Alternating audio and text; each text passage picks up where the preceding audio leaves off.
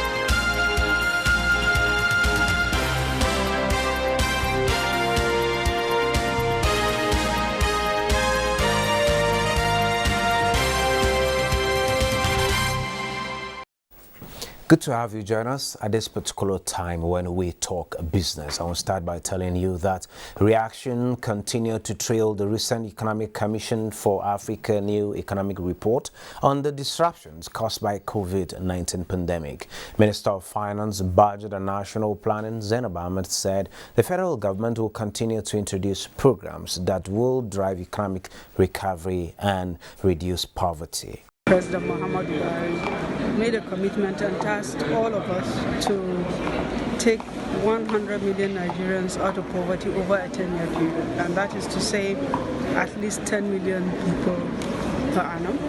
And if you notice from the implementation of the economic sustainability plan that helped us to stabilize the economy, a lot of jobs were created. A lot of micro, small, medium enterprises were supported so that they can retain staff and not lose jobs. So we continue to work to advance expansion of agriculture, support micro, small, medium enterprises to create more jobs, because that's the way to increase productivity and to reduce poverty. The ECA report said the pandemic has pushed an estimated 55 million Africans into extreme poverty in 2020 and reversed more than 2 decades of poverty reduction. The Financial Crimes Commission, EFCC, have arrested the Accountant General of the Federation, Ahmed Idris, in connection with diversion of funds and money laundering activities to the tune of 80 billion naira. A statement from the EFCC says verified intelligence showed that the AGF raked off the funds through bogus consultancies and other illegal activities using proxies, family members, and close associates. The funds were said to have been laundered through real estate investment in Kano and Abuja. The Association of Bureau de Change Operators of Nigeria has asked the Central Bank of Nigeria, the CBN, to establish BDC's autonomous foreign exchange trading window called the BAFEX with determined maximum daily limit. The association said it would enable eligible BDCs to access dollars from banks, autonomous markets, and diaspora forex windows at the prevailing market prices. Said this in a statement issued at the end of its National Executive Council meeting in Lagos. APCON President Aminu Gwadibe said the creation of the BAFEX window is one of the strategies that the association came up with to save the naira from further decline and enhance exchange rate stability. How much is the naira exchanging for other currencies? Let's find out.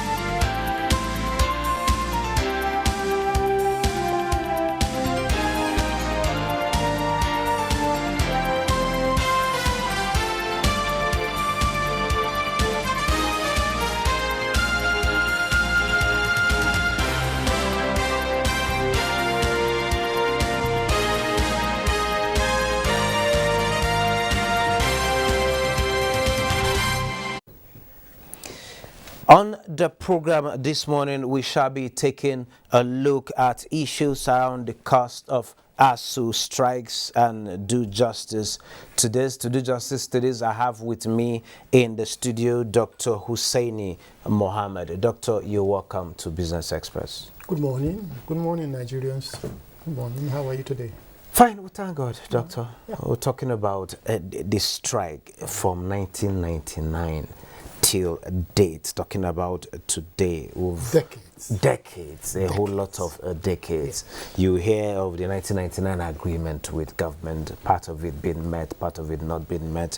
The academic staff union of the universities keep going on and off. Yours sincerely seated there has been a victim of this.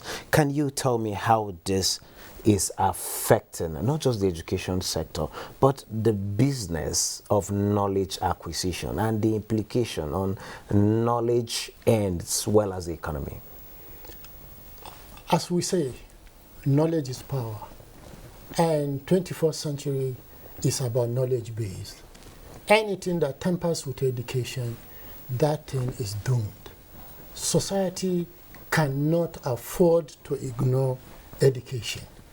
If you remember very well, in January I was here on this table to discuss issues of budget pertaining to education. And in fact, then I did mention that we should declare war on education because it's the key index of development anywhere. And this strike, we must know, it's not about ASU. In fact, we should be thinking about 200 million Nigerians that are affected on this issue, because anything that tampers with education tampers with the society living, and that is the only thing that can move a nation forward. We have approximately 106 public universities, that is 59 state universities and 47 federal universities. All right? If you look which is a good number. Which is a good number, about 106 public distance. Now, if you put it together based on what the figures NUC have, we have about 217 universities, right? Because the private university, they have about 111. Federal and the states, they have about 106. So you combine it together. And we are not going to talk about ASU, the cost to ASU, the cost to lecturers, the cost to, small businesses also. We look at it as a global thing and how it affects Nigeria, even in terms of image. So this goes beyond ASU. It's not about ASU alone. And Nigeria, we must do something to improve the quality of that education. Okay, there is a threshold at which education should be funded by UNESCO. And I know governments have tried over time, right from the military era. I think during Abuja, that's when we had the issue of TED Fund, right, talking about the Tertiary Education Trust Fund, which is a very big basket where 5% of profit declared by companies in Nigeria pay into this particular fund, which the fund, if you step into any tertiary education institution in Nigeria, to be it College of Education, be it Polytechnic, be it the university, you see the structures labeled Education Trust Fund or TED Fund. How has this funding been able to augment the funding for tertiary education? Is it not enough? Why do we have the incessant strikes? It's not enough. It is not enough. In fact, the UNESCO you're saying says 10%, minimum of 10%. Probably it's only South Africa and Egypt that are meeting that minimum threshold. No any other country in Africa is able to meet that. And therefore, we must gear it up. In terms of additional funding is a challenge. But apart from statutory allocation from budgets. Allocation from this thing. So the issue is, how do we go about increasing this funding? That will be the key issue. Again, the third aspect of that is management of those funds. That's another issue. All right? Because, with due respect, some of these managers of these universities are not managing this funding very well. And we have IGRs too. Internally generated revenues. How much is that? How much is that? Well, You see, the minister... little or nothing is being paid in terms of school fees. All right? If you look at it, I mean, I don't know where you live in Abuja here.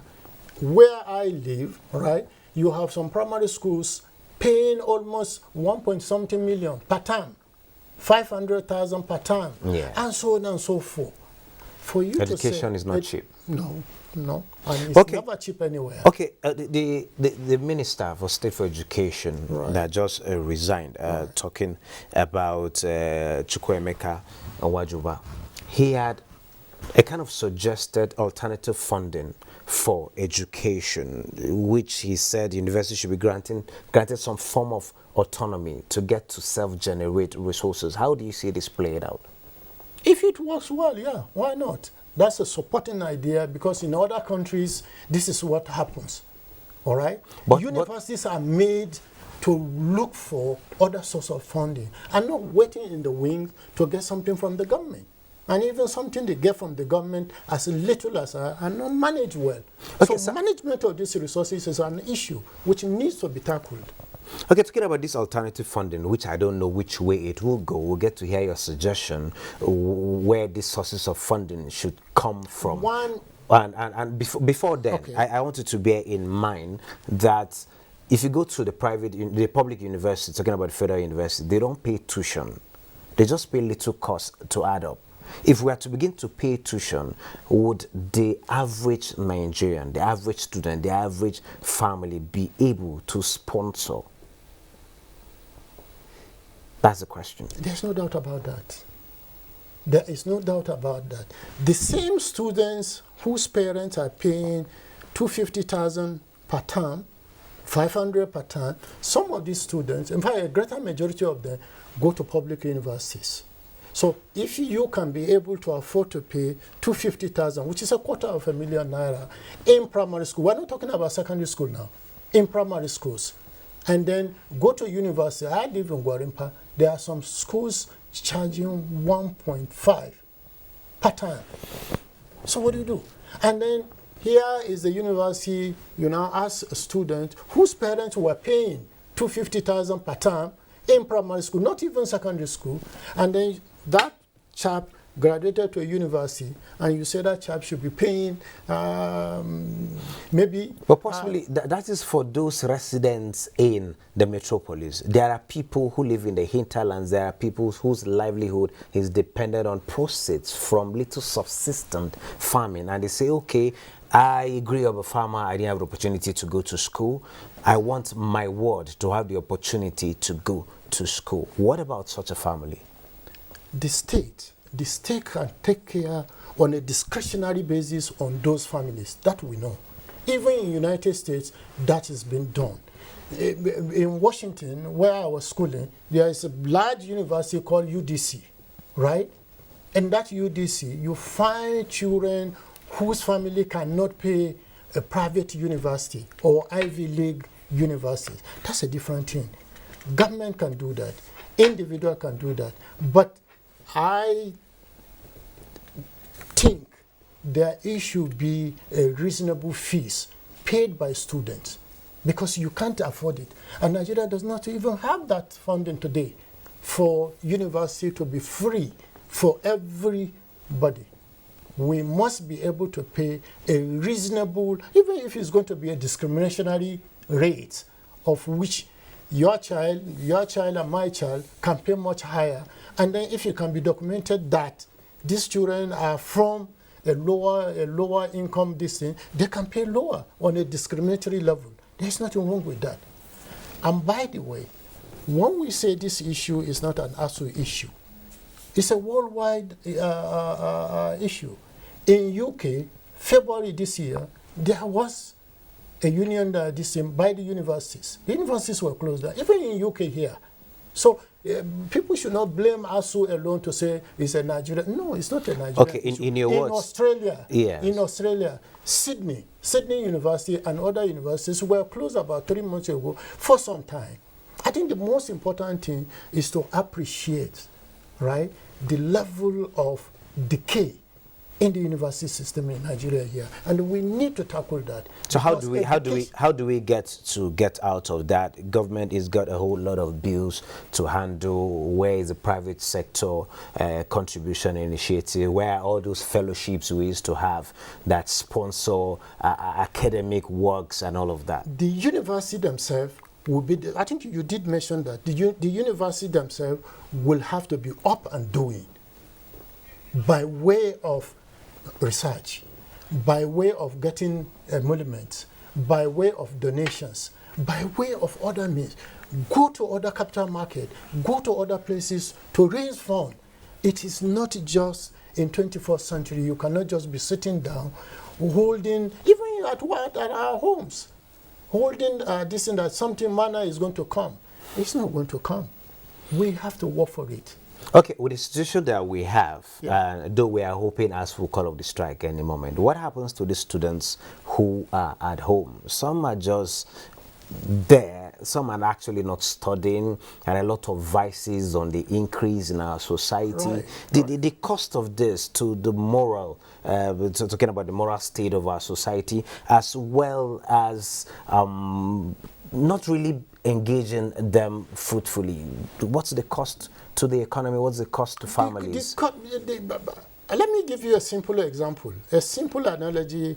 A professor, I think Waziri Mohammed of Maiduguri University did by saying if you have 20 students, is spending about 200 naira per day, he costed it. But that was even a very shallow this thing. If you take the big five, that is the universities of Nsukka, Ife, Lagos, Ahmadu Bello, Ibadan, which is the big five. You have an average of about 30 to 50,000 students, right? On the average, this amounts to about 1 trillion. And then look at the effect of that on your GDP and other this thing. So those students that are at home, unfortunately, what advice, for lack of time, what advice do you have for them? Should they go into crafts? Should they go into some productive ventures? There are a lot of things to do to get them busy, to get productive too. What do we advise in a minute? Even if there are no strike, 21st century calls about entrepreneurship. Yeah. It is not about student going to go and get a degree. If you go out, you become jobless. 21st century, we're talking about entrepreneurship, skill acquisition. That's what we're talking about. So you being at home, even if the school is on, you must learn something. You must have an handicraft. If you look at Japan, South Korea, China, there's skill. Little things, people do it. The society today is skill-driven. It's skill-driven. Thank you so very much, 21st century Dr. Hussaini Mohammed, for sharing your thoughts with us at this particular point in time. The students out there have listened, and us who have listened, and the government. Your sympathy with them. Is with them. Well, moving on, our Surviving COVID-19 series is with Aisha Musa. She tells us more on it.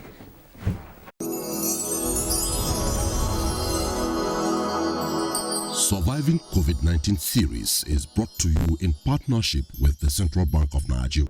It has really been up and down. You know, a lot of people after the COVID, they lost their jobs.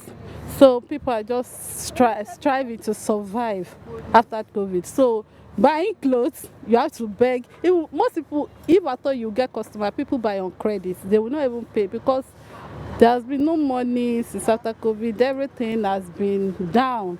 So a lot of people. Were you able to come here? No, there was no movement now. So and little people that you see, people even traveled.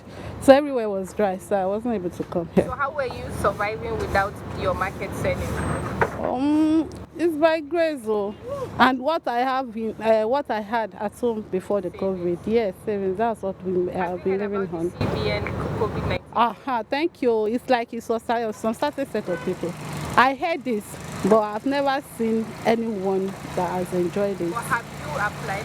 I applied, yes. And you did not get any? Yes. But will you make a difference to your business if you get? It will, a big difference. Okay. Yeah. Like what type of difference? Like I will use it to support my capital, buy more goods, then enhance my business. You know, at times I think of adding some things to the business, clothing business I'm doing, but there's no capital. So if I can get it, at least I will join some other type of businesses. Surviving COVID-19 series is brought to you in partnership with the Central Bank of Nigeria. The federal government has directed the resumption of the Abuja-Kaduna train services on the 23rd of May 2022 with tight security measures. Statement by the Nigerian Railway Corporation indicates that concerted joint effort to secure the safe release of the abducted passengers being held hostage by the terrorists continues, as it assures the relatives of the citizens still in captivity that the safe rescue of these passengers is top priority and not to misconstrue the resumption of train services as abandonment or nonchalant attitude of the government towards their plight. Passengers are enjoined to cooperate with the NRC in order to improve service delivery, safety, and comfort by complying with additional measures that will be introduced for the safety of passengers, such as requesting for passengers' national identification numbers, valid photo identification card, a reachable telephone number, or next of kin, or possibly close relative. Online and offline purchase of tickets must not contain the passenger's individual profile or identification data and desist from obtaining tickets through unauthorized sources. Now, as part of activities marking this year's Open Government Partnership in Nigeria, the Nigerian Extractive Industries Transparency Initiative, NTA, is partnering other stakeholders in the Open Government Initiative to promote fiscal transparency, public expenditure management in terms of transparency in the business. Crimes Commission, the NFIU, on implementation of findings and recommendations in our report that will help us to deepen open government, honesty, trust, and avenues to build public support to what the government is doing in the anti-corruption space. The bar has been raised, so we can no longer bring it down.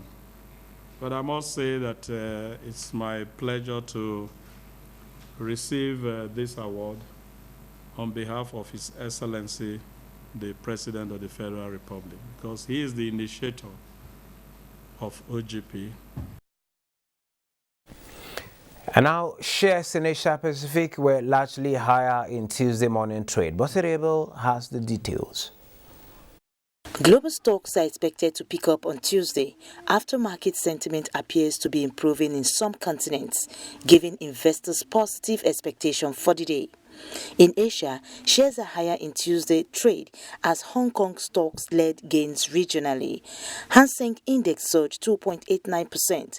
Mainland Chinese stocks edged higher on the day, with the Shanghai Composite up 0.50% to 3,089.07, and the Nikkei 225 in Japan also climbed 0.42% to close 26,659.75. U.S. stock index futures were flat during overnight trading on Monday, following a volatile session that saw the S&P 500 and Nasdaq Composite continue their march lower. Futures contracts tied to the Dow Jones Industrial Average were flat. S&P 500 futures were slightly higher, while Nasdaq 100 futures added 0.83%.